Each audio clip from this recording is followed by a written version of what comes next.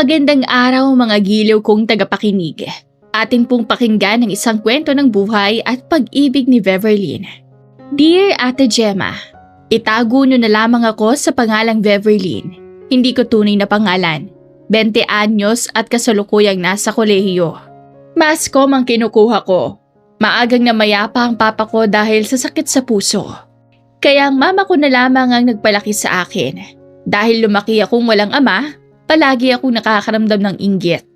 Tulad ng pagsundo sa mga kaklase ko ng kanilang ama. May matalik akong kaibigan, si Rain Jane. Close kami at parang magkapatid na talaga kami kung magturingan.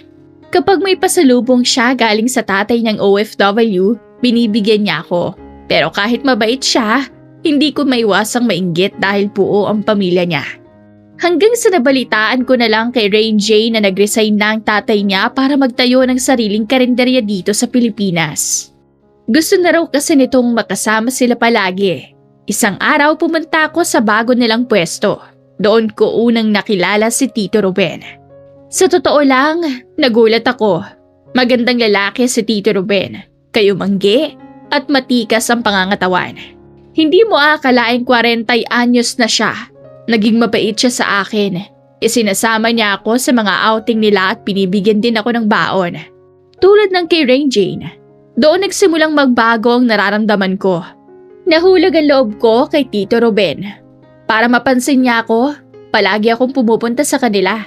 Dinadalan ko siya ng bibingka na gawa ni Mama gamit ang secret recipe namin. Kapag dumadaing siyang masakit ang likod niya dahil sa pagbabantay sa karinderya, nagpipilit akong imasahe siya. Alam kong mali ito. Alam kong tatay siya ng best friend ko at pamilyadong tao siya. Pero sa kanya ko naramdaman yung atensyon na hindi ko nakuha sa sarili kong tatay. Nawalan na rin ako ng pakialam kung may masaktan man akong ibang tao. Kahit pa ang best friend ko. Basta makuha ko lang si Tito Ruben.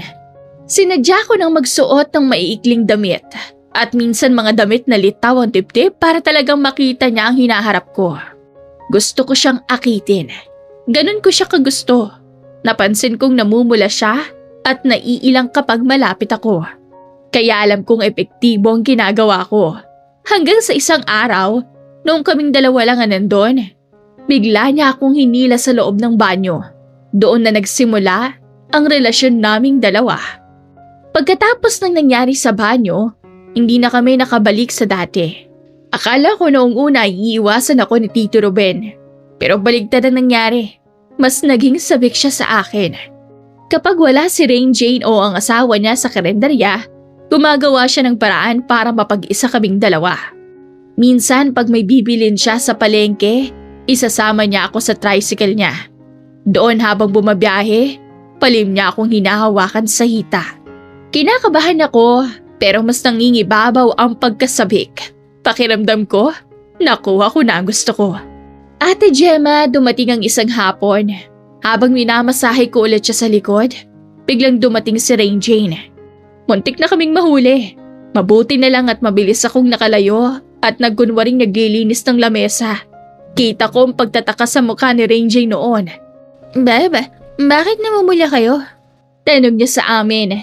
Nagdahilan na lang ako na sobrang init sa loob at katatapos lang namin mag-ayos sa mga kaldero. Hindi ko alam kung naniwala siya, pero simula noon, ramdam ko na tila binabantayan na niya ang bawat galaw ko. Kahit natatakot ako na masira ang pagkakaibigan namin, hindi ko kayang tumigil. Mas lalo akong naging porsigido. Masarap ang bawal, ika nga nila. At kahit alam kong posibleng malaman nila ang tungkol dito balang araw, mas pinipili kong mag-enjoy muna sa piling ng tatay ng best friend ko. Ate Gemma, pagkalipas pa ng ilang linggo, lalong naging mapanghas ang aming ugnayan ni Tito Ruben. Hindi sapat sa akin ang simpleng haplos lang sa tricycle o panandali ang pagkikita sa banyo. Para akong naging hayok sa isang laro na silang taya. Isang gabi nag-overnight ako sa bahay nila Rain Jane para sa isang group project. Noong tulog na ang kaibigan ko sa tabi ko, naramdaman ko ang pag-vibrate ng phone ko sa ilalim ng unan. Text galing kay Tito Ruben. Gising ka ba? Labas ka sandali. Nasa kusina ako. Iinom lang ng tubig. Dahan-dahan akong bumangon. Tinitignan ang bawat paghinga ni Rain Jane para masiguradong hindi siya magigising. Paglabas ko ng kwarto, madilim ang sala. Pero pagdating ko sa kusina, nandoon si Tito Ruben. Nakasandal sa lababo at hinihintay ako. Pagkakita niya sa akin, suot lang ang manipis na nightgown. Hindi na siya nakapaghintay. Hinila niya ako palapit sa kanya at siniil ako agad ng halik. Sa gitna ng dilim at katahimikan ng bahay, muli kaming nagkasala ni Tito. Ramdam ko ang kaba dahil isang pinto lang ang layo namin mula sa asawa niya at kay Rain Jane na anak niya.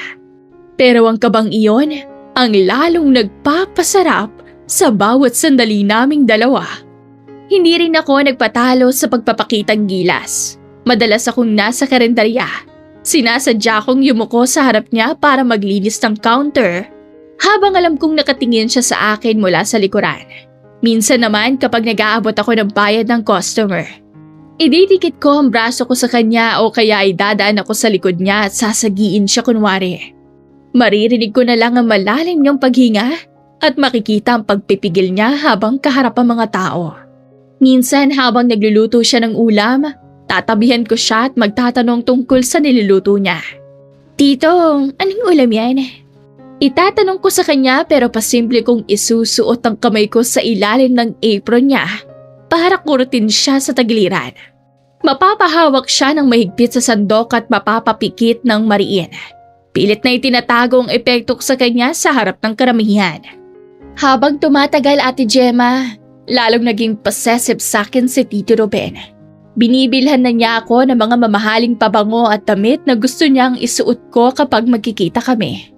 Kapag kasama namin si Rain Jane, pasimpleng naglalaro ang mga paa namin sa ilalim ng hapagkainan habang tila nagtataka naman ang kaibigan ko kung bakit tila hindi ako mapakali sa kinauupuan ko. Lahat ng atensyong hinanap ko sa isang ama, ibinibigay niya sa akin sa paraang higit pa sa inaasahan ko. Alam kong sinusunog ko na ang tulay ng pagkakaibigan namin ni Rain Jane. Pero sa tuwing tinitignan ako ni Tito Ruben ng may pagnanasa, nakakalimutan ko ang lahat. Mas pinipili kong malunod sa bawal na relasyong ito kaysa bumalik sa buhay na walang kumakalinga sa akin.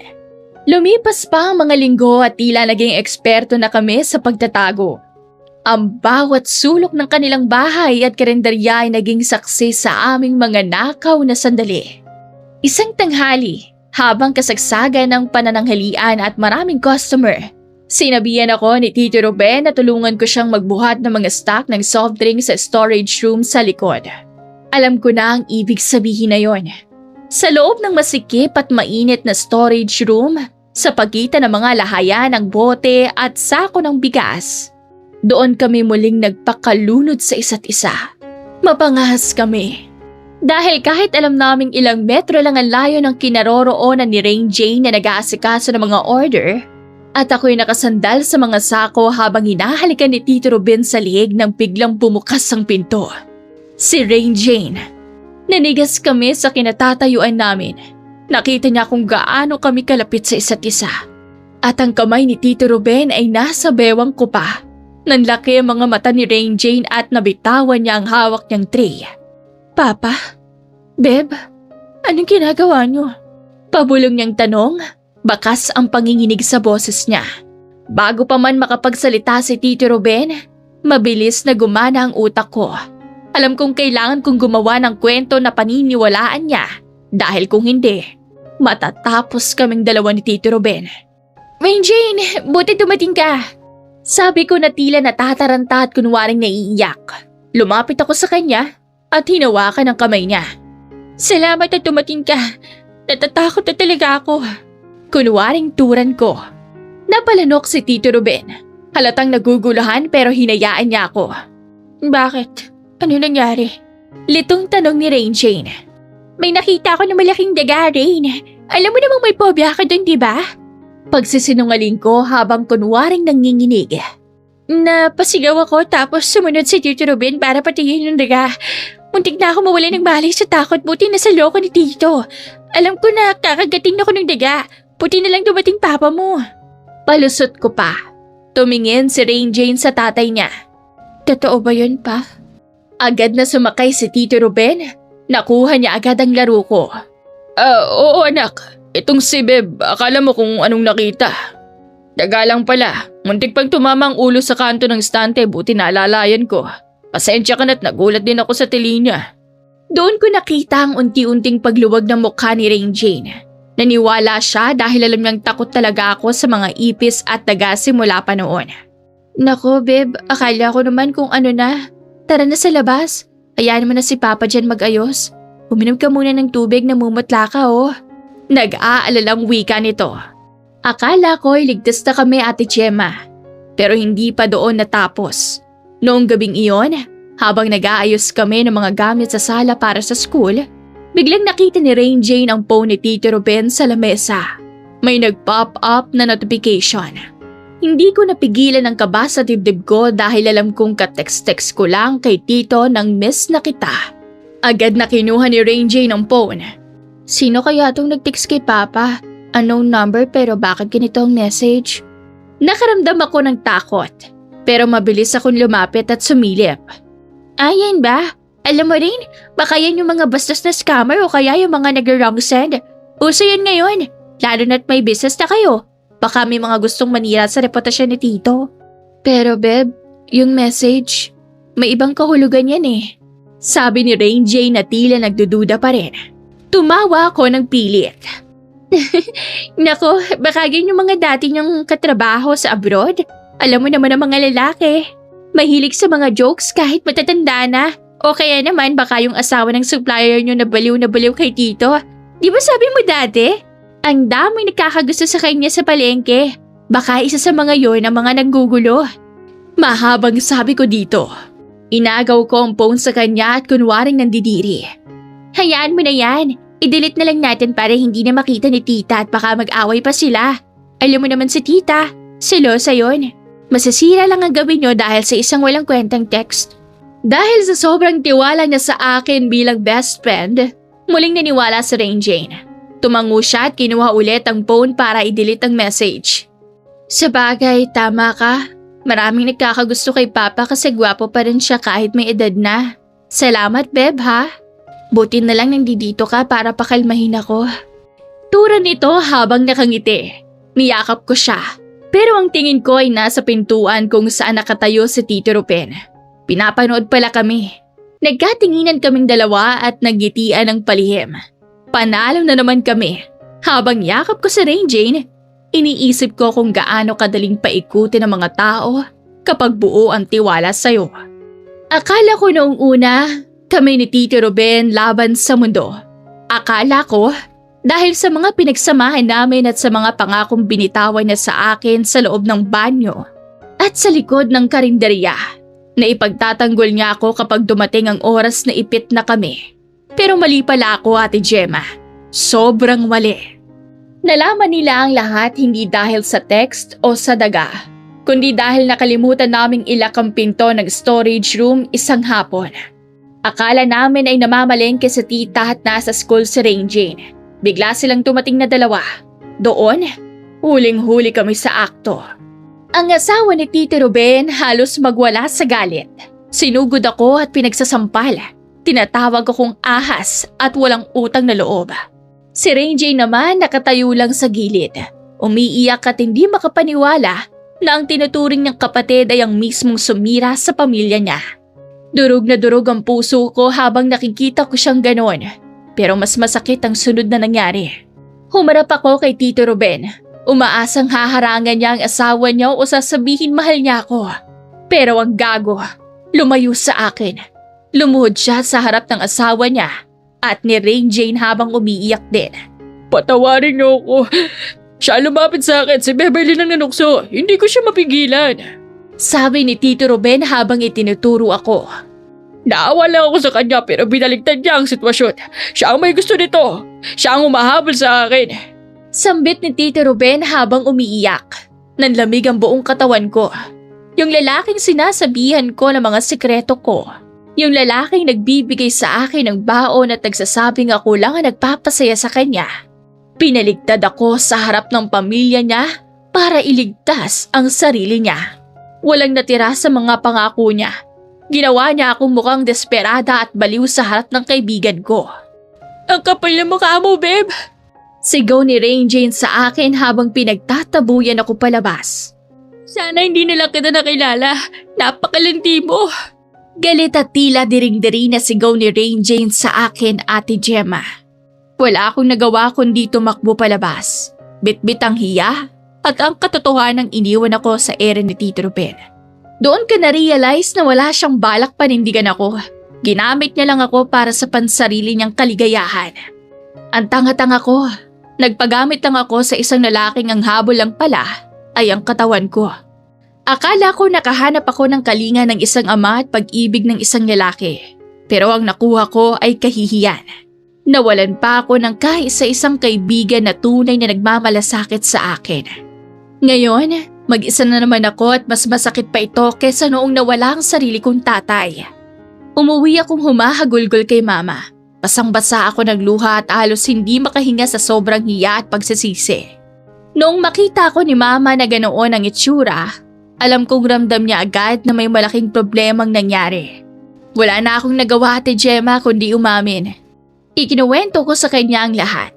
Ang naging relasyon namin ni Tito Ruben, kung paano ako nabulag at kung paano ako itinakwil ng lalaking akala ko ay magliligtas sa akin.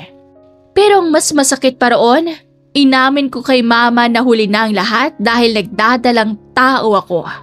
Akala ko itataboy ako ni mama pero niyakap niya ako ng mahigpit habang umiiyak din. Doon ko mas naramdaman ang bigat ng ginawa ko. Sinira ko ang tiwala ng mga taong nagmamahal sa akin para sa isang lalaking ginamit lang pala ako.